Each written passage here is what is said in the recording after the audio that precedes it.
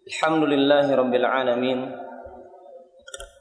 wa bihi nasta'inuhu ala umuri dunya waddin wa la udwana illa 'alal zalimin wassalatu wassalamu ala nabiyyina Muhammadin wa ala alihi wa ashabihi wa man ihtada bihadihi ila yaumiddin, amma ba'd. Para hadirin kaum muslimin, kaum muslimat, jamaah kaum muslimin dan muslimat yang dimuliakan oleh Allah Subhanahu wa taala. Assalamualaikum warahmatullahi wabarakatuh. Alhamdulillah, pada malam hari ini kita akan melanjutkan kajian sirah, sebaik-baik sejarah manusia, sejarah Rasulullah sallallahu alaihi wasallam. Dan pada malam hari ini kita akan membahas tentang kehidupan Rasulullah sallallahu alaihi wasallam sebelum diutus menjadi nabi, utusan Allah Subhanahu wa taala, sebelum menjadi nabi dan rasulnya Allah Subhanahu wa taala. Ikhwan dan akhwat serta hadirin dan hadirat yang dimuliakan oleh Allah Subhanahu wa taala, di sini ada beberapa poin penting yang mesti kita kenal.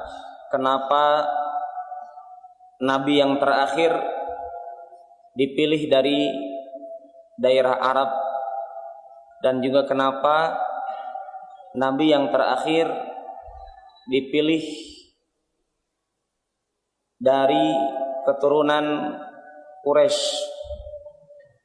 Penulis beliau sebutkan Nabi Muhammad SAW, beliau dilahirkan di tempat yang terbaik, asyrafil buyut, ya. Asyraf artinya tempat yang paling mulia. Dan ini kalau kita lihat nanti, satu tempat dari sosok Nabi Muhammad SAW yang tidak mungkin dicela, ya. Dari sisi keturunan Nabi Muhammad SAW, beliau sebagaimana diungkapkan oleh Ibn Abbas radhiyallahu an, diriwayatkan dari Al-Abbas. Al-Abbas di sini bukan Ibn Abbas. Al-Abbas adalah bapaknya Abdullah ibn Abbas. Ya, Al-Abbas, pamannya Rasulullah SAW, mengungkapkan sendiri bahwasanya Rasulullah SAW telah bersabda, "Innallaha khalaqal khalqa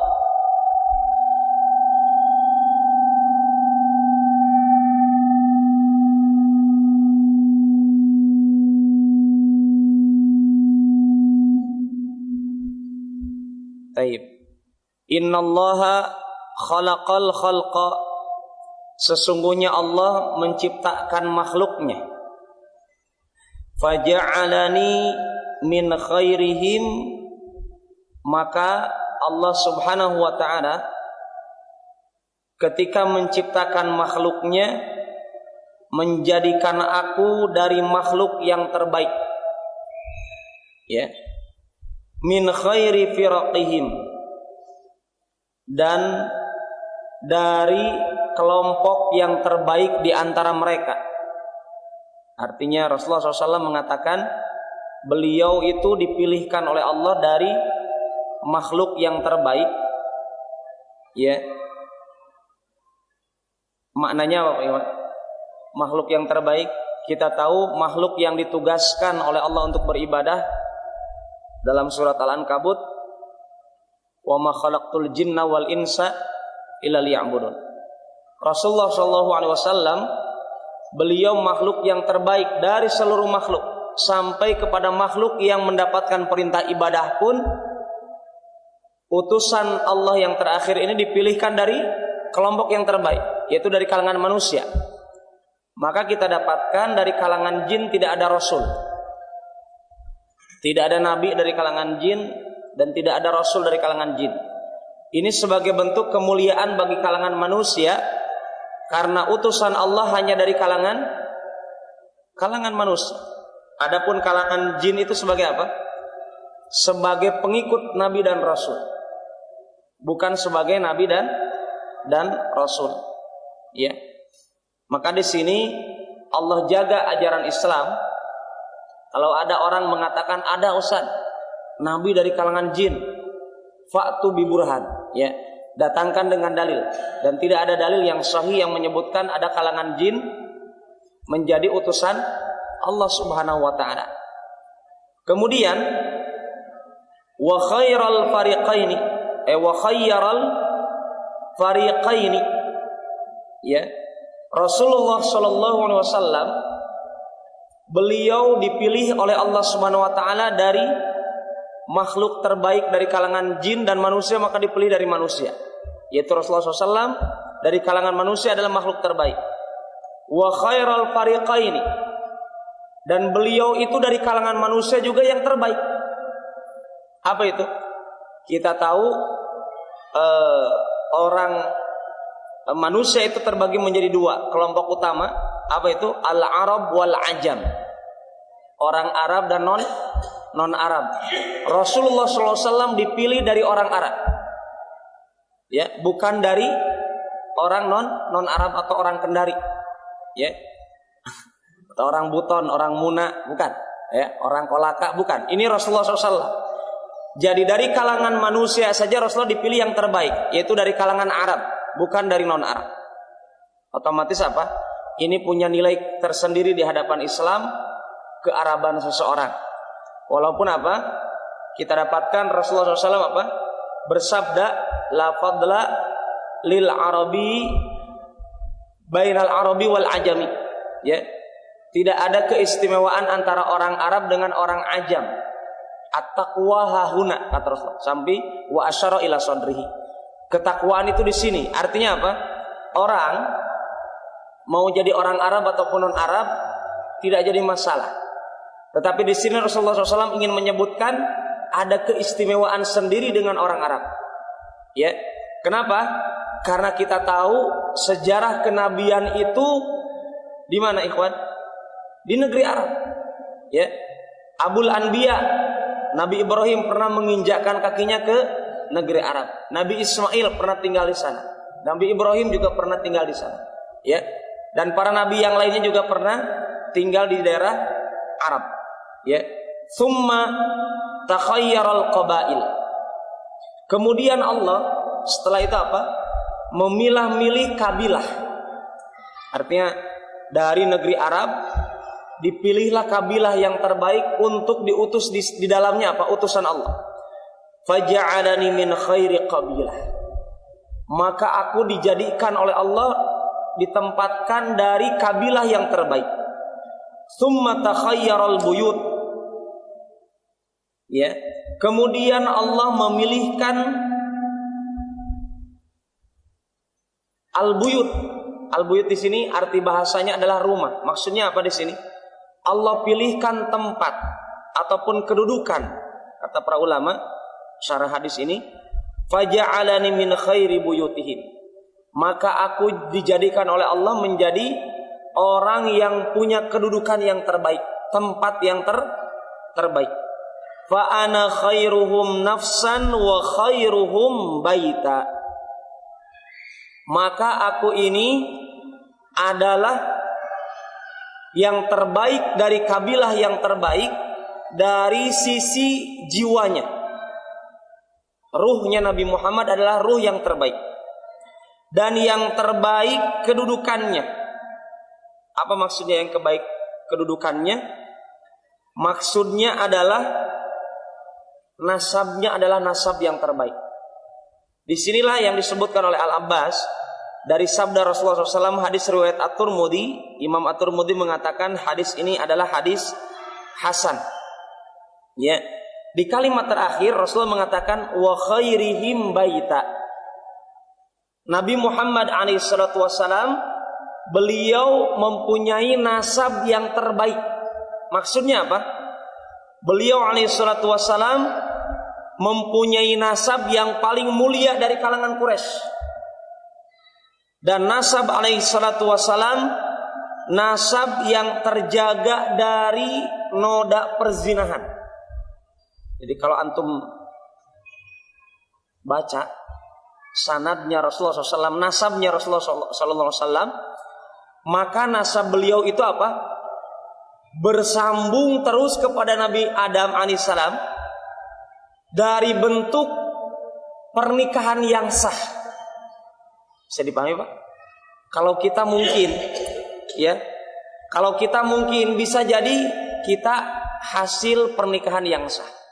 Ibu kita yang sah, kakek kita yang sah, kakek-kakek dan seterusnya, mungkin ada kejadian apa? Boleh jadi seperti itu kita katakan. Adapun Nabi Muhammad SAW, beliau katakan wa khairihim baita, aku ini yang terbaik di antara mereka kedudukannya dari sisi segalanya. Baik kedudukan yang terpandang di kalangan orang Quraisy, baik juga kedudukan yang terpandang dari sisi nasab, keturunan. Maka beliau adalah alaihi salatu wassalam orang yang nasabnya itu paling bersih dari noda perzinahan. Maka di sini kata penulis, orang-orang kafir Quraisy ketika membenci Rasulullah sallallahu alaihi wasallam, mereka tidak pernah mengungkit-ngungkit nasab. Kenapa? Karena diakui dari kalangan orang-orang kafir Quraisy bahwasanya nasabnya Nabi Muhammad nasab yang suci, nasabnya bersih. Maka orang-orang kafir Quraisy kita dapatkan mereka mencela dari sisi yang lain. Kita dapatkan orang-orang Quraisy Allah sebutkan di dalam surat Al-Furqan di ayat yang ke-7, Allah katakan wa qalu ma li hadzal rasul ya'kulu ta'am wa yamshi fil aswaq. Ya, orang-orang kafir Quraisy mencela Nabi Muhammad bukan dari nasabnya, tetapi dari apa? Mereka buat-buat celaan. Artinya Rasul tidak ada cela, kemudian dibuat-buat. Apa itu? Wa qalu ma li hadzal rasul. Orang-orang kafir Quraisy mengatakan, apa ini utusan Allah? Ya'kulu ta'am. Kok utusan Allah makan makanan? Artinya sudah tidak ada lagi alasan. Sampai beralasan, ya'kulu ta'am wa yamshi fil aswaq. Kenapa kok utusan Allah jual-jualan di pasar, jalan-jalan di pasar? Jadi sudah tidak ada alasan lagi. Sampai dia cari alasan apa? Dijadikan alasan makan itu jadi celak, jadi aib. Padahal apa? Rasulullah SAW mengatakan apa? Qul innama ana basyarun mithlukum. Katakanlah wahai Muhammad, kata Allah, aku ini manusia seperti kalian. Kalau capek ya ngantuk tidur gitu. Ya, kalau keroncongan perut lapar makan. Kalau haus ya minum. Ya wajar manusia. Nah, sekarang orang kafir Quraisy kebingungan.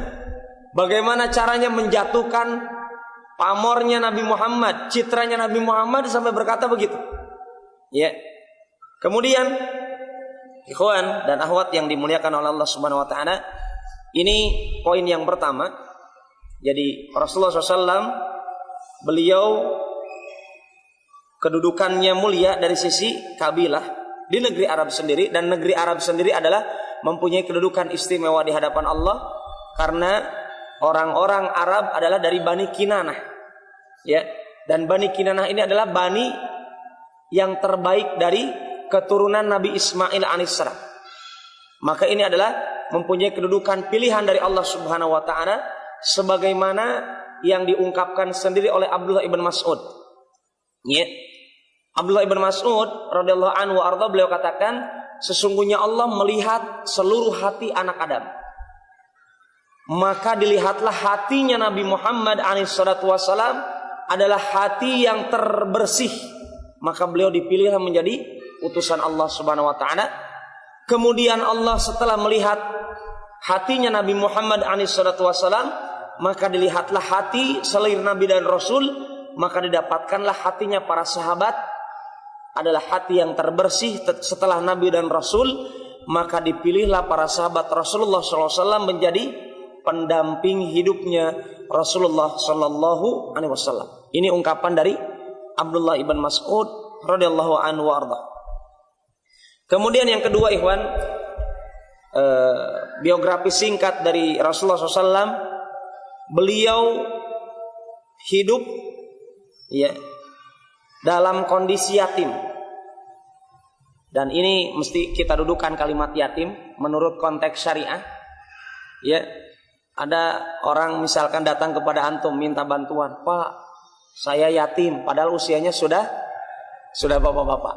Nah, ini tolong dipahami ya. "Pak Ustaz, saya yatim." Ya. Apa itu yatim? Kita pernah membahas dalam kitab Tauhid ketika Syekh Al-Utsaimin menjelaskan kitab Tauhid dalam kitab Al-Qaulul Mufid di malam Jumat. Yatim itu kata beliau apa? Orang yang mata abuhu walam yablugh.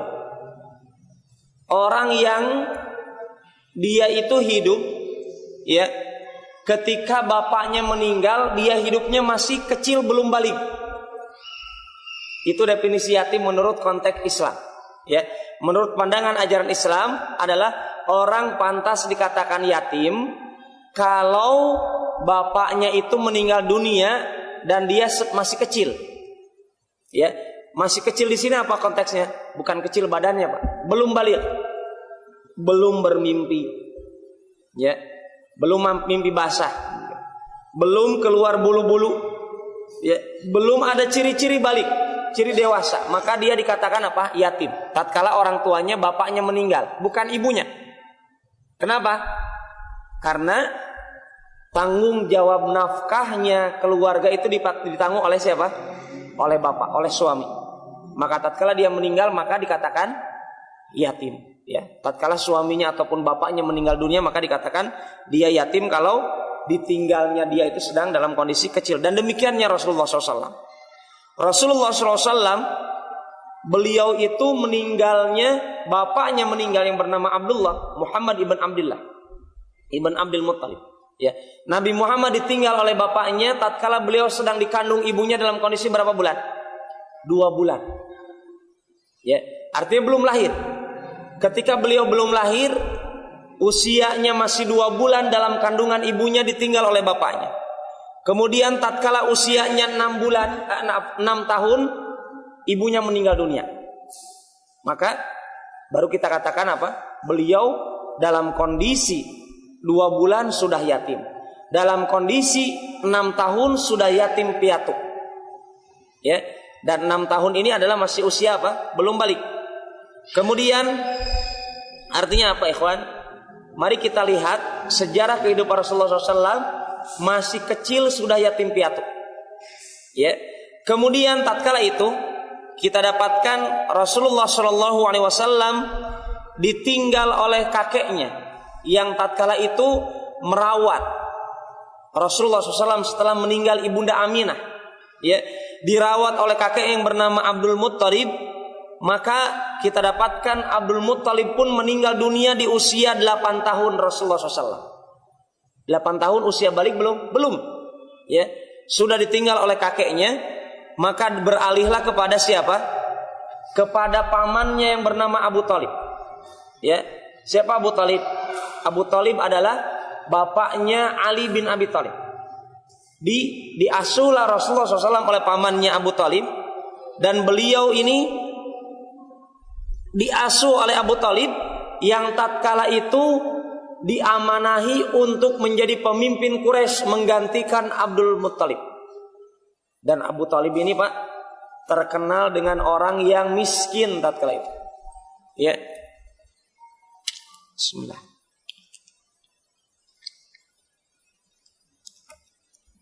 Inilah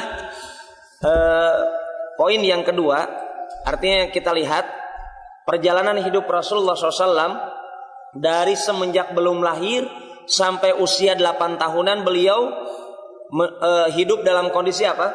Kondisi kesulitan, kesusahan.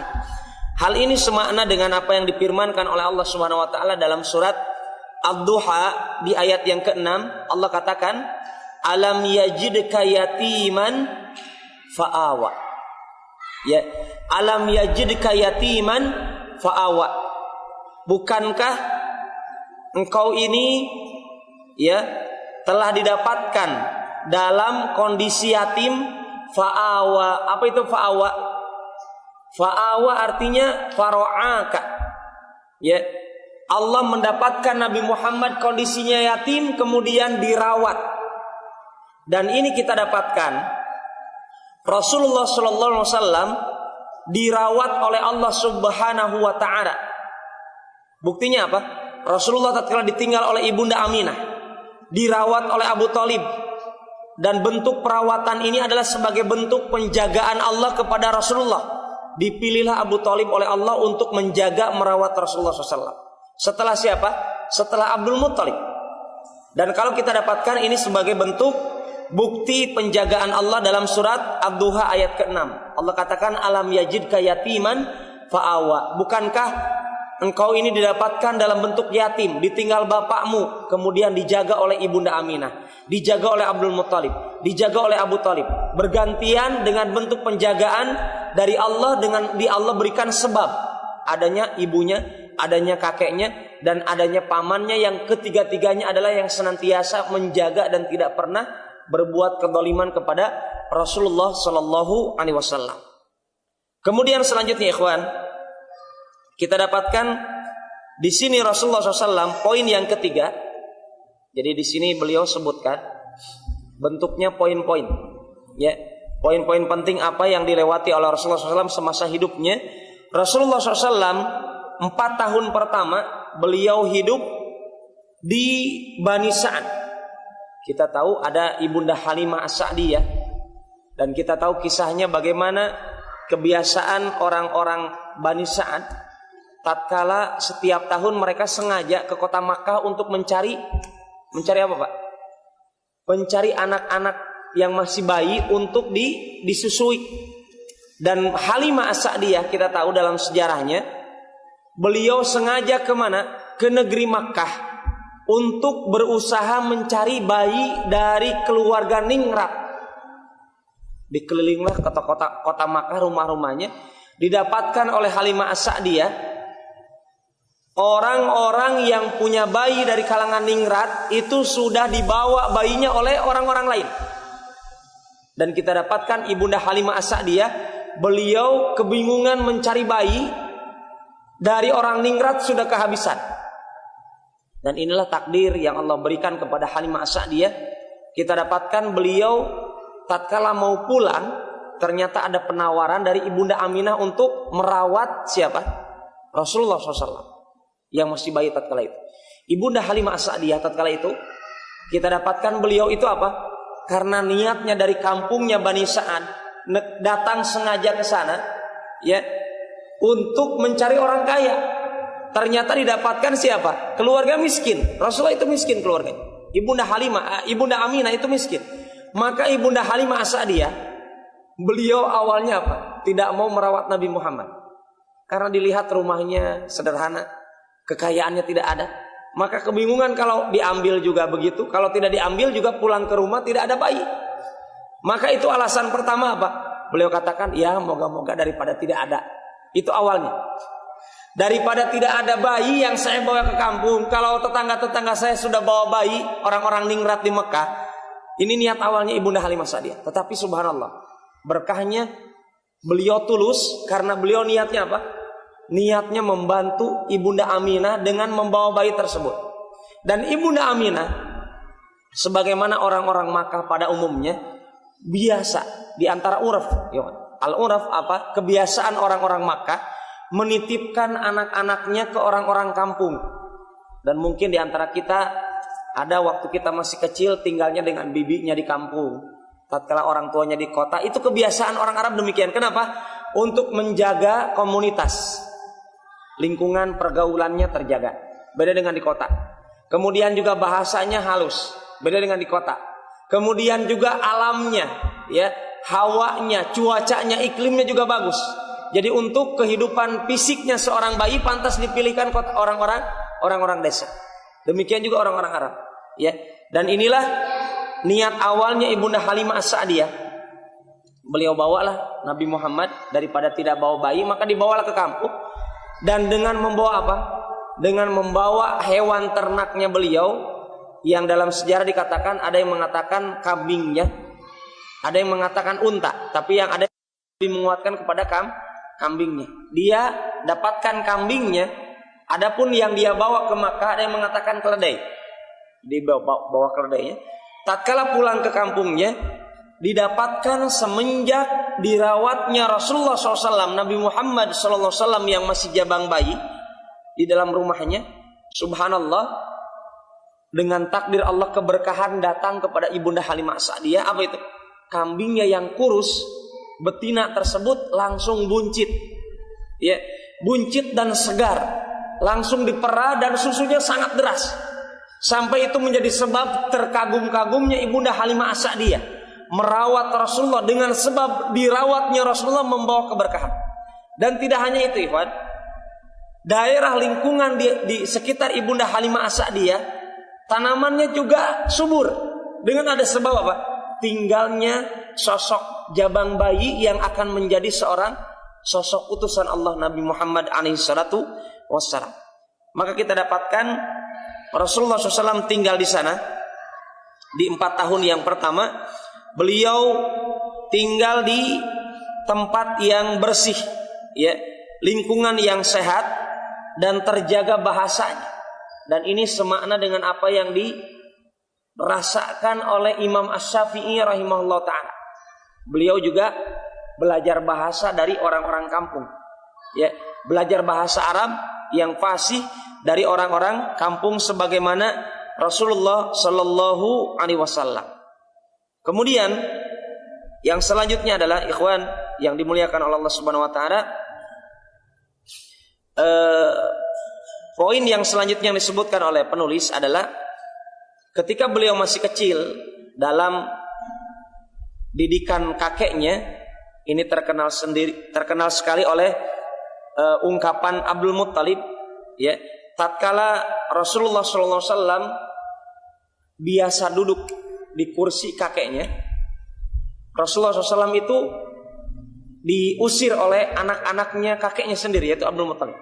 Tetapi apa yang dikatakan Abdul Muttalib? Da'u ibni, biarkan anak saya. Artinya apa?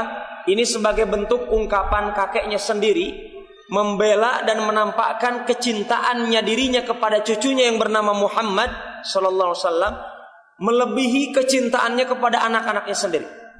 Dan itu yang tampak dari ungkapannya kakeknya sendiri tatkala Rasulullah sallallahu alaihi wasallam duduk di kursi kakeknya, yang kakeknya tersebut mempunyai kedudukan yang terpandang di kalangan Quraisy. Karena kita tahu Abdul Muttalib ini yang memegang kunci Ka'bah. Beliau pemimpin orang Quraisy tatkala itu. Artinya pemimpin suku Quraisy, ya, nomor 1 waktu itu, ya. Dan tatkala Rasulullah menduduki kursinya kakeknya, apa yang dikatakan kakeknya? Da'u ibni, biarkan anak saya duduk di situ. Innalahu sya'na, dia ini punya sesuatu. Dia ini ada karakter pemimpin. Kurang lebih begitu maknanya yang disebutkan oleh Abdul Muttalib. Jadi ada karakter kebiasaan, karakter Nabi Muhammad menjadi cikal bakal orang yang akan dipandang oleh umatnya. Kemudian poin yang selanjutnya adalah di sini disebutkan tentang kebiasaan Rasulullah SAW yang terkenal dari semenjak kecil, sebagaimana kecerdasan beliau dari sisi akal dan kebiasaan beliau yang terkenal dari kalangan orang Arab dengan julukan Al-Amin, yang terpercaya. Kemudian husnul muamalah, beliau baik perangainya, budi pekertinya.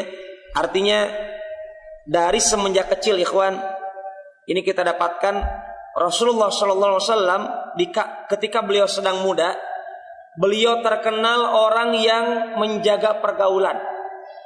Mungkin kalau kita waktu muda itu masa hura-hura, mungkin di antara kita ada orang masa mudanya hura-hura ke sana kemari. Rasul tidak. Bahkan didapatkan, ikhwan, beliau pernah diundang untuk mengikuti pesta walimah. Yang tatkala pesta tersebut, ya, tatkala pesta tersebut beliau mendengarkan dalam acara walimah tersebut, pesta tersebut ada musik, ya, ada musik, ada bidu wanitanya, ada orang yang berlagunya, artis-artisnya waktu itu zaman jahiliyah. Kemudian apa yang didapatkan? Rasulullah SAW, mungkin kalau antum ya di masa muda kayak apa? Ini Rasulullah. Waktu mudanya beliau ya, tatkala mendengar musik di pesta-pesta itu, beliau ditakdirkan oleh Allah ngantuk tidur. Kalau antum bukan tidur, melek ya.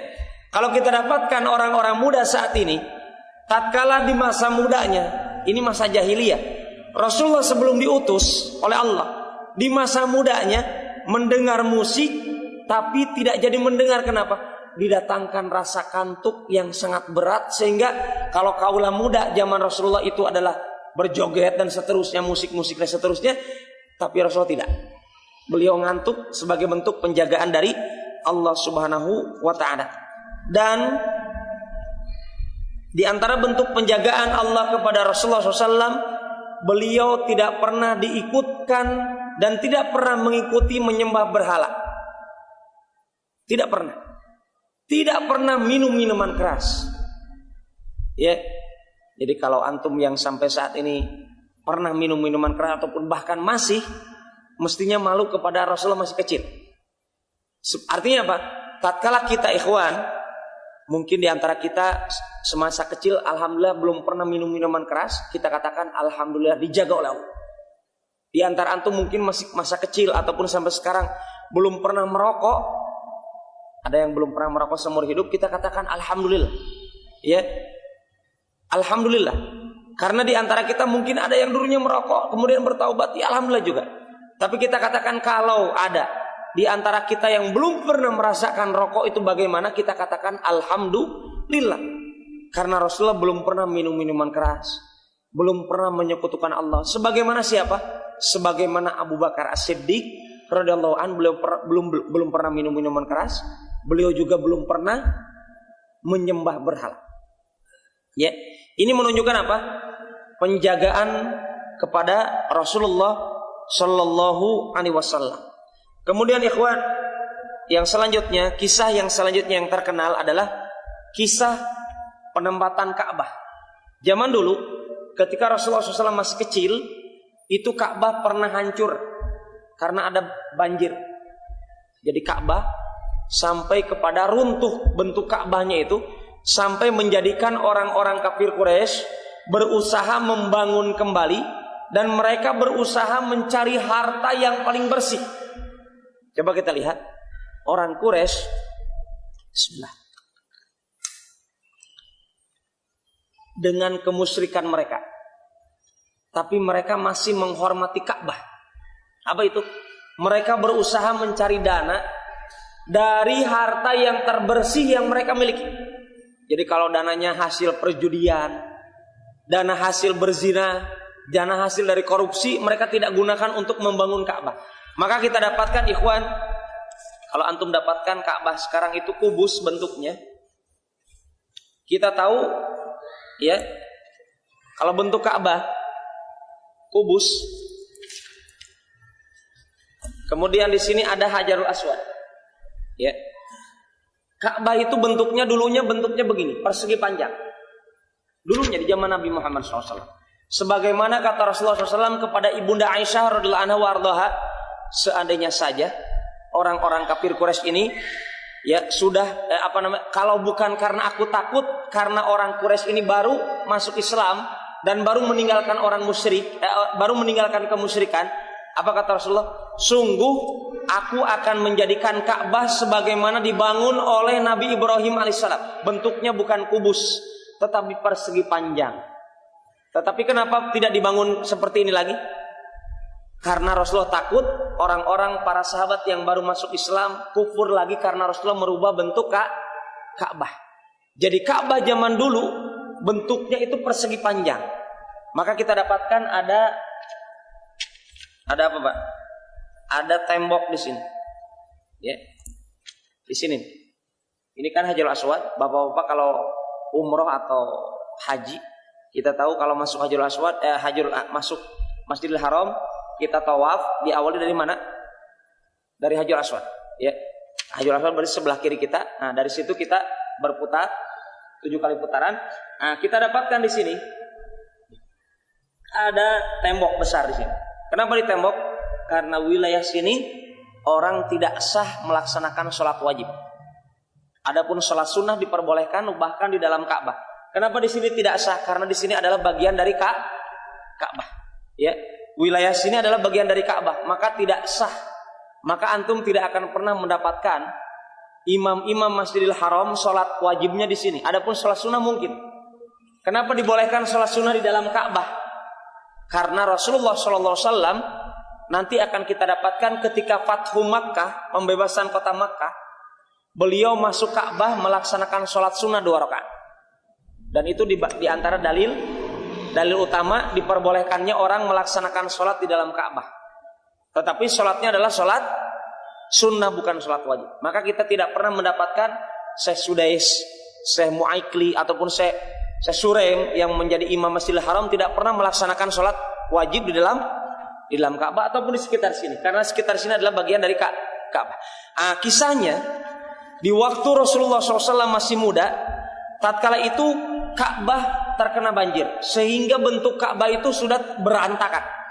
Orang-orang kafir Quraisy tatkala itu berusaha, ini setelah meninggalnya siapa? Meninggalnya kakeknya Rasulullah SAW, tetapi pamannya masih hidup. Kita dapatkan Rasulullah SAW tatkala itu masih muda, belum menikah, masih bujang. Ya, kita dapatkan Rasulullah SAW beliau menjadi pelerai. Jadi orang-orang kafir Quraisy tatkala itu berusaha membangun Ka'bah dari harta yang paling bersih, dari harta halal menurut mereka, sampai terbentuklah Ka'bah berbentuk kubus. Ya, kemudian apa? Berakhir kepada kalimat, siapakah yang berhak meletakkan Hajarul Aswad di posisi semula. Itu mereka sampai cekcok siapa yang pertama kali. Ya, siapakah yang pantas memegang Hajarul Aswad ditempatkan ke tempatnya. Maka disinilah kita dapatkan kecerdasannya Rasulullah SAW. Apa itu? Tatkala orang-orang kafir Quraisy seluruh kabilah berkumpul di sekitar Ka'bah untuk memusyawarahkan siapakah yang pantas memegang Hajarul Aswad. Sampai kepada apa? Sampai kepada ada kesepakatan di antara orang-orang kafir Quraisy. Kesepakatannya apa? Barang siapa orang yang masuk dari Bani Syaibah, kita tahu Masjidil Haram pintunya sangat banyak. Ya. Pintunya sangat banyak. Salah satu pintunya adalah pintu Bani Syaibah. Maka disepakatilah, barang siapa ada orang yang pertama kali masuk dari pintu itu, maka dialah yang pantas untuk memegang Hajarul Aswad ditempatkan ke samping Ka'bah. Ternyata Allah takdirkan siapa? Yang memasuki pertama kali dari pintu itu adalah Nabi kita Muhammad SAW. Maka Rasulullah SAW tidak memegang sendiri itu Hajarul Aswad, tetapi beliau meminta seluruh utusan dari kabilah-kabilah orang-orang yang ada di kota Makkah untuk memegang ujung-ujung kain tersebut. Maka Rasulullah mengambil Hajarul Aswadnya, kemudian bersama-sama menempatkan ke mana? Ke samping Ka'bah. Ini diantara usahanya Rasulullah SAW dan kecerdasan Rasulullah SAW semasa beliau masih mudanya untuk menyelesaikan pertikaian antara orang-orang Arab di sekitar Masjidil Haram. Kemudian yang selanjutnya adalah beliau kita tahu menikah dengan Ibunda Khadijah. Dan tatkala itu Ibunda Khadijah, kenapa sebabnya memilih Rasulullah SAW, dan Rasulullah SAW kenapa juga memilih Ibunda Khadijah? Ya, kita lihat Ibunda Khadijah, beliau sebelum menikahi Rasulullah SAW kurang lebih mengetes dulu. Jadi antum yang muda ini, kalau ada janda kembang atau janda yang sudah tua, ya, kemudian menyerahkan amanah, sesuatu amanah, boleh jadi itu sebagai sebab apa? Tes-tesan, ya, ngetes antum seberapa amanahnya antum. Ibunda Khadijah, beliau mengetes Rasulullah SAW. Kenapa? Karena terkenal dengan amanahnya. Betulkah Rasul amanah? Maka diserahkanlah barang dagangannya Ibunda Khadijah untuk dijual oleh Rasulullah SAW. Ternyata kita dapatkan Rasulullah SAW berdagang dengan Maisarah. Dan tolong diingat, Maisarah ini bukan perempuan, Pak. Ya, ada orang orang Indonesia menamakan anaknya atau istrinya Maisarah. Ya. Katanya Maisarah itu perempuan. Tidak, Maisarah itu laki-laki. Itu Maisarah, ya. Beliau itu pembantunya Ibunda Khadijah yang menemani Rasulullah berdagang ke negeri Syam. Ya, dan kita tahu Rasulullah sebelum diutus menjadi utusan Allah berdagang dengan membawa dagangannya Ibunda Khadijah ditemani oleh Maisarah, dan juga pernah berdagang dengan paman yang bernama Abu Thalib. Jadi kurang lebih beliau mengadakan perdagangan 2 kali perdagangan sebelum diutus menjadi utusan Allah Subhanahu wa taala. Dan kita tahu ikhwan, dalam ungkapannya Maisarah kepada Ibunda Khadijah, Rasulullah SAW adalah orang yang terkenal amanah ketika berdagang. Apa bentuk amanahnya? Ketika didapatkan ada kain dagangan Ibunda Khadijah yang cacat, ada cacatnya. Ya, misalkan ini kain dagangan cacat, itu jujur Nabi Muhammad ketika berdagang. Kalau orang sekarang coba lihat di Mandonga. Saya sering sekali kalau belanja, antum mungkin kalau merasakan belanja di kilo, 1 kilo katanya. Sekalinya kita kilo ditimbang lagi di rumah, banyak berapa on hilang. Itu pedagang sekarang. Rasulullah SAW ketika beliau berdagang, kainnya dagangannya Ibunda Khadijah itu ada cacatnya. Tatkala ada pembeli, ditawarkannya bukan ditutup aibnya, bukan, tetapi betul-betul dibuka. Ini ada aibnya ibu, ini ada aibnya pak. Kalau mau beli silakan, kalau tidak apa-apa. Itu Rasulullah SAW. Dan itu disaksikan sendiri dengan mata kepalanya disaksikan sendiri oleh Maisarah dan diungkapkan kepada Ibunda Khadijah, sehingga dengan sebab itu Rasulullah SAW beliau itu dagang dengan membawa untung laba yang sangat besar dengan sebab jujurnya berdagang. Kalau orang sekarang mengatakan, Pak Ustadz, katanya kalau nggak jujur, ya, kalau nggak bohong itu labanya sedikit. Ya, orang sekarang rumusnya berbalik dengan Rasulullah. Kalau orang sekarang itu katanya kalau tidak bohong itu labanya sedikit. Kalau jujur itu labanya sedikit. Kalau bohong labanya banyak. Iya, berkahnya sedikit. Ya, boleh jadi labanya banyak, tetapi berkahnya sedikit. Dan ini menjadikan sebab ketertarikan Ibunda Khadijah untuk melamar Rasulullah. Coba di antara antum, siapa yang waktu menikah dilamar perempuan? Ya, saya pak, ada di sini, ikhwah di sini dilamar akhwat. Saking jujurnya, saking solehnya, ini Rasulullah dikenal oleh Ibunda Khadijah dengan amanah dagang ini. Maka Ibunda Khadijah berazam kuat, bertekad kuat untuk menikahi Rasulullah. Bukan menunggu Rasulullah menikahi dirinya. Beliau mengutus utusannya kepada Rasulullah. Bahkan ikhwan, saking cintanya Ibunda Khadijah kepada Rasulullah untuk diperistri Rasulullah, itu Ibunda Khadijah dalam sejarah disebutkan apa? Beliau menyiapkan sendiri maharnya. Jadi mas kawin itu bukan disiapkan oleh Rasulullah, disiapkan oleh Ibunda Khadijah. Jadi kalau di antara antum ini bingung mau nikah, Ustaz, kenapa antum belum nikahi? Karena ini mahar saya belum siap. Kalau Rasulullah tidak, belum siap bukan, tetapi Rasulullah didatangi oleh utusannya Ibunda Khadijah dengan membawa mahar, dan Ibunda Khadijah siap menikah dan siap dinikahi oleh Rasulullah dengan membawa mahar dari Rasulullah. Jadi dari Ibunda Khadijah. Jadi ini keajaiban pernikahan Rasulullah. Dan itu Rasulullah SAW, ya, usia beliau tatkala itu 25 tahun. Dan inilah dalil, ya. Walaupun ini dalil oleh para ulama, katanya usia 25 ini usia ideal untuk menikah. Ya. Usia yang diikuti sunnah Rasulullah SAW. Dan kalau begitu antum mestinya menikah dengan janda. Ya. Jadi di sini para ulama berbeda pendapat. Pak Ustadz, manakah yang disunahkan pertama kali menikah, dengan janda atau dengan gadis? Kalau melihat sejarah Rasul, dengan apa? Dengan janda dan usianya berapa? 40 tahun. Ya. Jadi kalau antum ya Pak, kita dapatkan, ya, kira-kira sunnah Rasul itu menikah pertama kali dengan janda atau dengan gadis? Kalau antum melihat nanti sejarah Rasulullah dengan ungkapan Rasulullah, kita dapatkan kisahnya Jabir. Jabir bin Abdullah. Beliau menikah dengan janda atau dengan gadis? Dengan janda. Apa kata Rasulullah? Halla bikron. Kenapa engkau tidak menikah dengan bikr, dengan gadis? Artinya apa? Di sini ada ungkapan dari Rasulullah kepada para pemuda, nikahlah dengan seorang gadis kalau mampu. Kalau tidak mampu maka nikahlah dengan janda, boleh-boleh. Begitu maksudnya. Tetapi lebih utama mana? Lebih utama dengan gadis. Ya, lebih utama dengan gadis. Kenapa? Rasulullah mengungkapkan sendiri alaihi salatu wassalam kepada Jabir ibn Abdullah. Ya, tatkala beliau menikah dengan janda. Taib. Kemudian selanjutnya adalah kita dapatkan Ibunda Khadijah. Beliau sebelum menikah dengan Rasulullah sudah menikah dengan 2 lelaki. Artinya bergantian ya. Lelaki pertama meninggal kemudian menikah lagi dengan lelaki kedua. Dan kita tahu ini subhanallah. Ya. Selanjutnya ikhwan,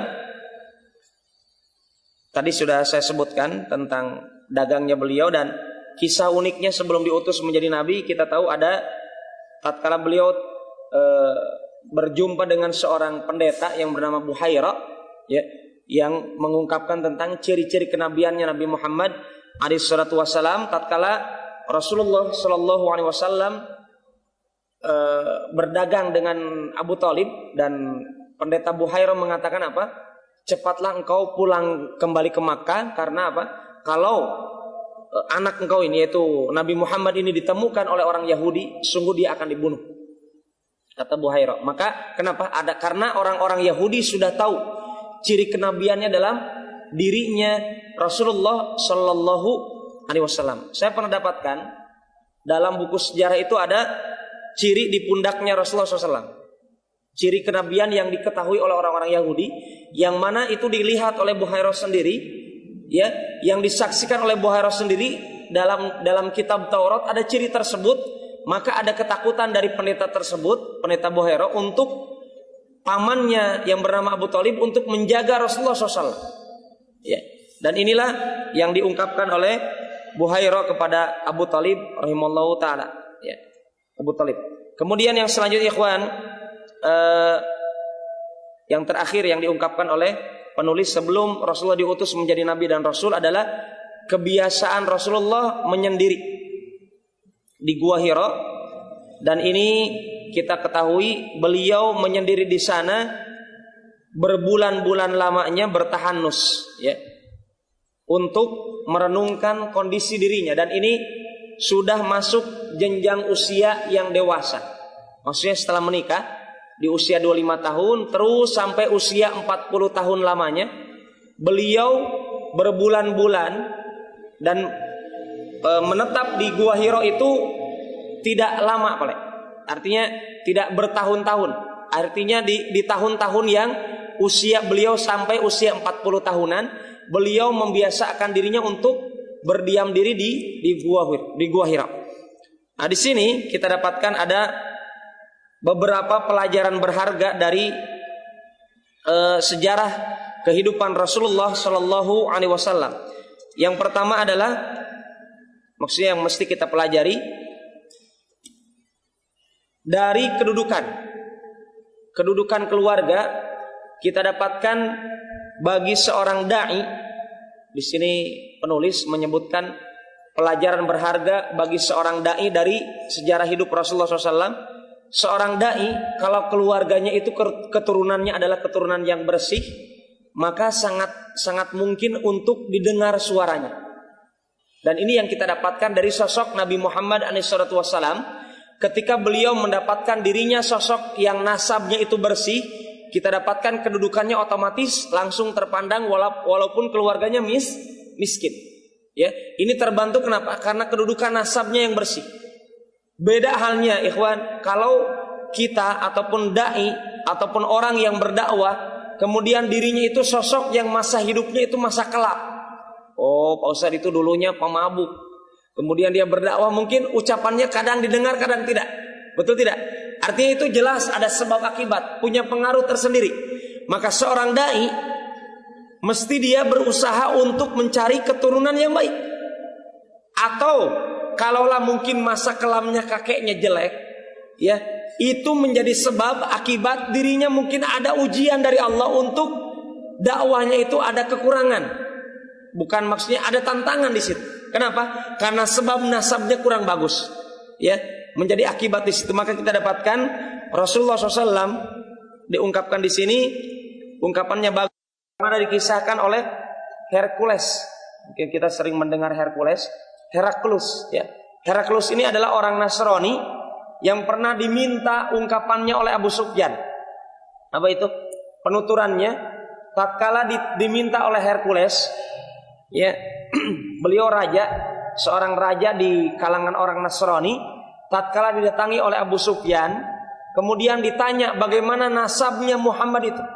Ternyata Abu Sufyan tatkala itu yang kondisinya masih musyrik, masih kafir, beliau dengan jujurnya mengatakan nasabnya Muhammad itu bagus. Apa kata Hercules? Ya demikianlah karangan Nabi. Sesungguhnya para Nabi akan didapatkan nasabnya terus-terusan baik. Dan itu yang diungkapkan Hercules kepada Abu Sufyan. Artinya apa? Orang-orang Nasrani pun mendapatkan bahwasanya kalangan Nabi di kalangan mereka itu didapatkan nasabnya bersih. Dan demikianlah Allah menjaga. Dan kenapa Allah mengutus para Nabi dan Rasul dari kalangan orang-orang yang bersih untuk membantu kebersihan apa? Wahyu yang Allah berikan kepada mereka. Untuk memberikan kekuatan kepada para nabi dan rasul dari sisi nasabnya. Ya. Ikhwan, di sini banyak sekali pelajaran berharga yang mesti kita ungkapkan, yang mungkin karena keterbatasan waktu kita dalam kajian ini, insya Allah akan kita pelajari hikmah-hikmah di sini yang disebutkan oleh penulis karena sangat bermanfaat untuk kita sebagai dai. Ya, tatkala kita belajar sejarah Nabi, kita usahakan kita menyelami dan kita rasakan bagaimana kalau kita berdakwah sebagaimana Nabi Muhammad SAW.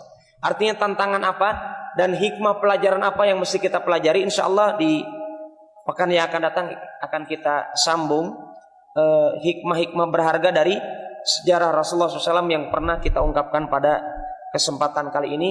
Aku qouli hada, subhanakallahumma rabbana bihamdik, asyhadu an la ilaha illa anta, astaghfiruka wa atubu ilaik. Akhiru da'wana anil hamdulillahirabbil alamin. Assalamualaikum warahmatullahi wabarakatuh. Yang ingin saya tanyakan Ustaz, 12 Rabiul Awal, ada buku yang mengatakan bahwa 12 Rabiul Awal itu adalah hari kelahiran dan kematian Rasulullah. Dan ada yang mengatakan bahwa 12 Rabiul Awal itu adalah hari kematian Rasulullah. Yang ingin saya tanyakan Ustaz, adakah yang lebih mendekati akan kebenaran tentang 12 Rabiul Awal itu? Apakah dia hanya berkenaan pada hari wafatnya Rasulullah atau hari kelahiran Rasulullah? Tapi kalau kita ketahui bahwa tahun keislaman itu kan mulai dari hijrahnya Rasulullah dari Mekah ke Madinah. Nah, terima kasih Ustaz. Bismillahirrahmanirrahim. Wassalatu wassalamu ala Rasulillah wa ala alihi wa ashabihi wa mawala amma ba'd. Berkaitan dengan penanggalan dalam penetapan hijrah. Hal ini pun sudah pernah terjadi di zaman Umar ibn Khattab radhiyallahu an, ketika beliau menjadi pemimpin umat Islam, dan kita mengenal sosok Khalifah Amirul Mukminin Umar bin Khattab. Ketika beliau menjadi pemimpin umat Islam, terkenal dalam sejarah beliau yang pelopor banyak perkara-perkara maslahat umat Islam, banyak beliau bangun. Salah satunya adalah dibangunnya perkantoran. Ya, kantor Anukarto itu Umar menertibkan. Kemudian Dawawin, kemudian surat menyurat, itu lebih ditertibkan lagi. Memang di zaman Rasulullah sudah ada, tetapi di zaman Umar itu penertiban arsip-arsip negara itu di zaman Umar bin Khattab. Dan salah satunya adalah berkaitan dengan penetapan tahun Islam. Ya, tahun Hijriyah itu dimusyawarahkan oleh Umar bin Khattab dengan para sahabat, dengan petinggi-petinggi para sahabat Rasulullah SAW. Ya, di antara mereka ada yang mengusulkan bagaimana kalau penetapan tahun Islam itu berdasarkan kelahiran Rasulullah SAW. Ya. Yang kedua ada yang berinisiatif bagaimana kalau semenjak diutusnya Rasulullah SAW, Ya, artinya menyesuaikan tanggalnya. Ya. Kemudian yang ketiga dengan hijrahnya Nabi, yang keempat dengan wafat. Jadi kurang lebih ikhwah para sahabat di hadapan Umar itu menyodorkan empat syarat. Yang pertama adalah kelahiran, kemudian diutusnya menjadi nabi dan rasul, kemudian hijrahnya ke Madinah, kemudian yang keempat kematian. Kenapa yang dipilih hijrah? Yang pertama dan yang kedua, ya, kelahiran dan diutusnya Rasulullah SAW dari sisi penanggalan itu para ulama berselisih sangat banyak untuk menetapkan kapan kuatnya itu Rasulullah SAW dilahirkan, apakah tanggal 12 Rabiul Awal atau kurang dari situ, karena ada para ulama nanti berbeda pendapat. Coba antum buka kitabnya Sofi Rahman Al-Mubarakpuri, kitab Ar-Rahiqul Maktum, sejarah Nabi itu, yang ranking 1 dari Rabithah Alam Islami dari Saudi. Di situ para ulama ada yang mengatakan tanggal 9 Rabiul Awal, ada yang tanggal 12, yang jelas bulannya betul. Tetapi tanggalnya berbeda pendapat sangat banyak. Ya, bahkan ada yang mengatakan bulan Rajab. Maka ada orang-orang Islam di bulan Rajab itu ada yang mengagungkan bulan Rajab karena alasannya katanya kelahiran Rasulullah SAW di bulan Rajab. Ya, maka kita dapatkan ada perbedaan inilah yang menjadikan sebab utama Umar tidak membidik kepada kelahiran. Ya, kenapa? Karena para sahabat tidak setuju seluruhnya dalam masalah ini. Yang kedua, dalam masalah penanggalan ini 12 Rabiul Awal, memang ada yang mengatakan 12. Anak dapatkan yang paling kuat tanggal 9. Kalau merujuk kepada pergantian bulan, ya, disinkronkan dengan tanggal ini, tanggal 9 itu. Ya, lebih cocoknya katanya tanggal 9. Wallahu ta'ala alam bishawab. Tetapi ini penelitian. Salah satunya yang diungkapkan oleh ulama yang bernama Ibn Katsir rahimahullahu ta'ala. Ya. Kemudian yang kedua, masalah diutusnya Rasulullah SAW dari sisi bulan. Itu juga ada perbedaan. Kemudian yang terakhir, kalau dijadikan bulan Hijriyah itu pertama kalinya adalah dengan wafatnya Rasulullah, itu tidak pantas. Kenapa? Bagaimana mungkin katanya penetapan Rasulullah Hijriyah itu dengan meninggalnya Rasulullah SAW. Maka lebih pantasnya apa? Istihadnya Umar waktu itu, beliau beristihad, maka dengan awal hijrahnya Rasulullah dari Makkah ke Madinah lah lebih pantas untuk dijadikan tahun Hijriyah. Karena itulah awal Islam lebih terang benderang, lebih nyata kelihatannya. Dan kita tahu ikhwan, ketika Rasulullah akan hijrah, ya, kita tahu Umar ibn Khattab radhiyallahu an, beliau menampakkan dirinya di sekitar Ka'bah, mengumumkan siapa yang ingin istrinya menjadi janda, anaknya menjadi yatim, ya, datangi saya, temui di belakang bukit. Dan kita tahu tidak ada orang-orang kafir Quraisy yang mendatangi Umar ibn Khattab saking apa? Saking ditakutinya Umar. Tidak ada yang berani. Dan ini menjadi sebab istihadnya Umar untuk menetapkan awal bulan Islam itu dari hijrahnya Rasulullah SAW ke kota Madinah. Ya, itu yang lebih dikuatkan. Dan para sahabat pun kita dapatkan dalam sejarah mereka terkenal dengan istilah ijma sukuti. Apa itu ijma sukuti? Mereka sepakat tidak menolak apa yang ditetapkan oleh Umar bin Khattab sebagai Amirul Mukminin, bahwasanya bulan Islam itu diawali dengan hijrahnya Rasulullah SAW ke kota Madinah. Itu disepakati oleh para ulama dari kalangan para sahabat, dan kita tahu ijma ini dalil setelah Al-Quran dan hadis. Itu ijma sukuti termasuk hujjah, bisa dijadikan patokan dalam berdalil. Demikian yang bisa saya jawab berkaitan dengan kelahiran dengan kematian. Allah taala alam bisawab.